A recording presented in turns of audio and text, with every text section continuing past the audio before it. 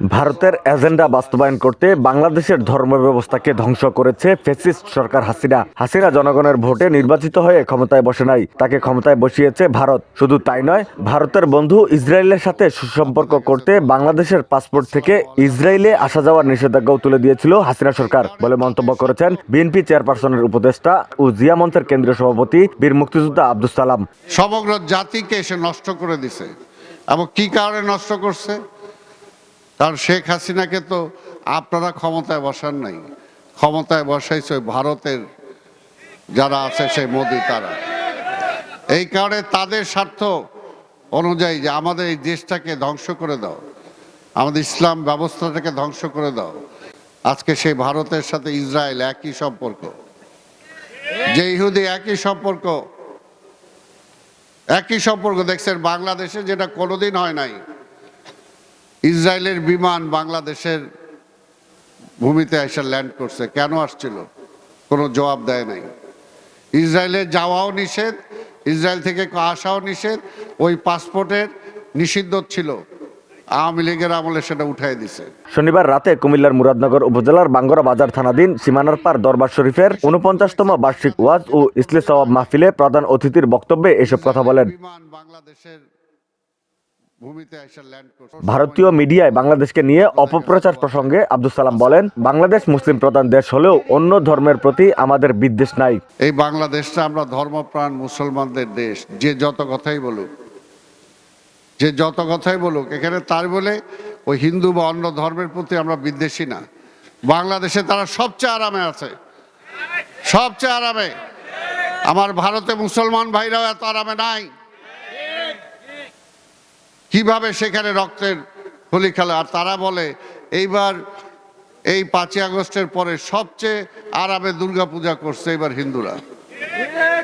আমাদের নেতা তারেক রহমান এই বিএনপি সব লোকজনের নির্দেশ দিছে সব দায়িত্ব পালন করতে হবে।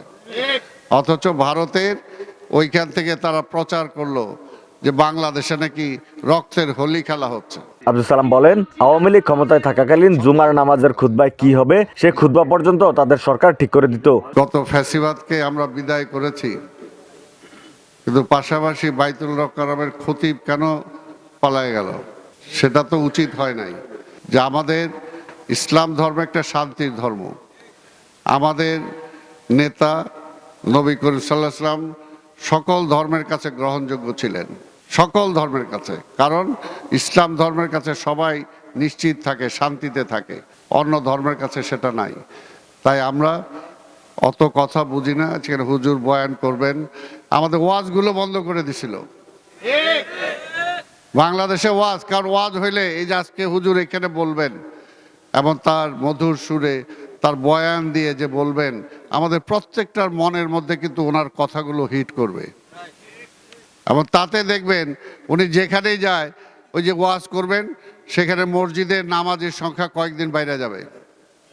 কারণ ওই যে পরকালের ভয় হয়, দোজকের ভয় আছে, কবর আযাবের ভয় আছে। এগুলো হুজুর যখন বয়ান করবেন তখন আমাদের মনের মধ্যে কিন্তু একটু হলেও কয়েকদিনের জন্য হলেও মিথ্যা কথাটা একটু কম বলার চেষ্টা করব, নামাজটা একটু পড়ার জন্য চেষ্টা করব, অন্যায়টা একটু কম করার জন্য চেষ্টা করব। সেই ওয়াজগুলো বন্ধ করে দিয়েছিলেন। বক্তব্যের শেষে আব্দুস সালাম বিদেশে চিকিৎসারত বেগম খালেদা জিয়ার সুস্থতা কামনা করে মুসল্লিদের কাছে দোয়া প্রার্থনা করেছেন। আমাদের সবার জন্য দোয়া করবেন। আমার নেত্রী বেগম খালেদা জিয়া আজকে অসুস্থ, তিনি চিকিৎসার জন্য বাইরে গেছেন, তার জন্য দোয়া করবেন। আমাদের নেতা তারেক রহমানের জন্য দোয়া করবেন।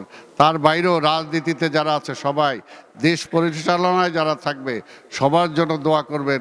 একটা দোয়া অন্তত, যে ইহকালে কিছু পাওয়ার জন্য পরকালটা যাতে না হারাই। মাহফিলে নিউ ইয়র্ক স্টেট বিএনপির আহ্বায়ক মাওলানা আতিকুর রহমানের সভাপতিত্বে প্রধান বক্তা হিসেবে বক্তব্য রাখেন বিএনপি কেন্দ্রীয় নির্বাহী কমিটির সদস্য গিয়াস আহমেদ। এ সময় নিউ ইয়র্ক স্টেট বিএনপির হুমায়ুন কবির, রানা চৌধুরী, সীমানার পার মাজার কমপ্লেক্সের সভাপতি বীর মুক্তিযোদ্ধা আবু বকর মাস্টার, নুরুল ইসলাম মাস্টার সহ স্থানীয় বিএনপি ও অঙ্গ সংগঠনের নেতাকর্মীরা উপস্থিত ছিলেন। মেহেদী হাসান রিয়াদ, ভিওডি বাংলা।